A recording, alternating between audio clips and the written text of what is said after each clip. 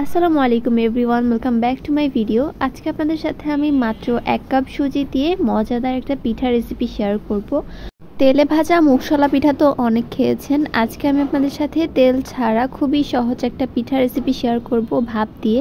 তো চলুন ভিডিওতে যাওয়া যাক। প্রথমেই একটা প্যানের মধ্যে আমি নিয়ে নিচ্ছি 1 কাপ কোরানো নারিকেল, হাফ কাপ চিনি আর 2 টেবিল চামচ পরিমাণে গুঁড়া দুধ।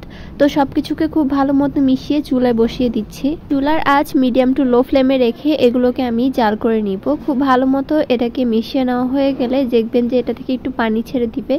তো ওই পর্যায়ে আমি এখানের মধ্যে সামান্য 1 চিমটি পরিমাণে লবণ দিয়ে খুব ভালো মতো মিশিয়ে চুলা থেকে নামিয়ে নিচ্ছি। এখন চুলায় আরেকটা প্যান বসিয়ে তার মধ্যে দিয়ে দিচ্ছি 1 কাপ পরিমাণে সুজি।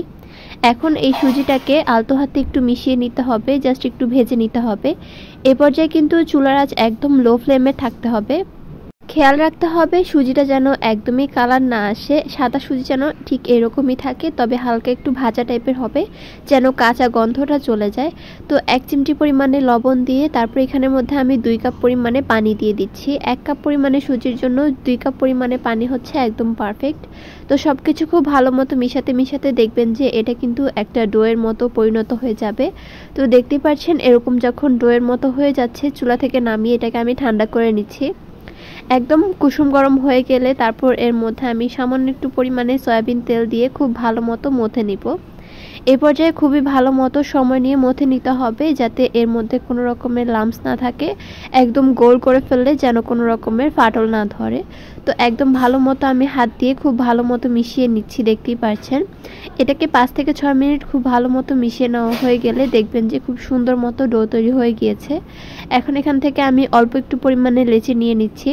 হাতের মধ্যে এটাকে একটু গোল করে নিতে হবে। তারপর একটা খালি জায়গার মধ্যে এটাকে রেখে দিচ্ছি। এর উপরে কিছুটা পরিমাণে সয়াবিন তেল দিয়ে দিচ্ছি। এখানে কিন্তু আটা বা ময়দা ইউজ করার প্রয়োজন নেই, আপনারা এভাবে তেল দিয়েও বেলে নিতে পারেন।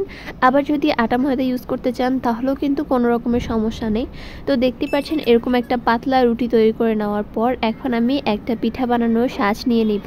এর মধ্যে রুটিটা বসিয়ে তার উপরে দিয়ে দিচ্ছি যে পুরটা আমরা বানিয়ে রেখেছিলাম সেটা। এখন এটাকে আলতো হাতে চাপ দিয়ে যেগুলো বাহিরে হয়ে গিয়েছিল ওগুলোকে আমরা এরকমভাবে ছড়িয়ে দিচ্ছি। তো দেখতে পাচ্ছেন তাহলে কিন্তু পিঠাটা একদম রেডি হয়ে যাবে। একইভাবে আরও একটা বানিয়ে দেখাচ্ছি। এই সাজটা কিন্তু সবার বাসায় থাকে, এটা অনেক পুরনো একটা সাজ। তো দেখতে পাচ্ছেন সবগুলো বানানো শেষ। এখন আমি একটা চালনি নিয়ে নিচ্ছি, তার মধ্যেই কিছুটা পরিমাণে তেল দিয়ে দিব। এখন একটা একটা করে পিঠা দিয়ে দিচ্ছি যতটা ধরে আর কি। তো এখন চুলে একটা হাঁড়ি বসিয়ে তার মধ্যে অনেকটা পানি ফুটতে দিব। তো পানিটা ফুটতে থাকবে, তার উপরে এই চালনিটা বসিয়ে ঢাকনা দিয়ে রেখে দিচ্ছি। এই পিঠাটা আজকে আমি ভাপ দিয়ে তৈরি করে নিব। এটাকে 5 থেকে 6 মিনিট এভাবে ভাপে রেখে দিলেই খুব সুন্দর মতো কাঁচা ফ্লেভারটা চলে যাবে আর একদম রেডি হয়ে যাবে পিঠাটা। দেখতেই পাচ্ছেন কতটা লোভনীয় হয়েছে এই মজাদার মুগশলা পিঠাটা। এটা অনেক বেশি মজার হয়ে থাকে, ভিতরের পুরটা তো অনেক বেশি মজার। আপনারা চাইলে বাসায় এরকম বানিয়ে পরিবেশন করতে পারেন, দেখবেন সবাই খুব বেশি পছন্দ করবে।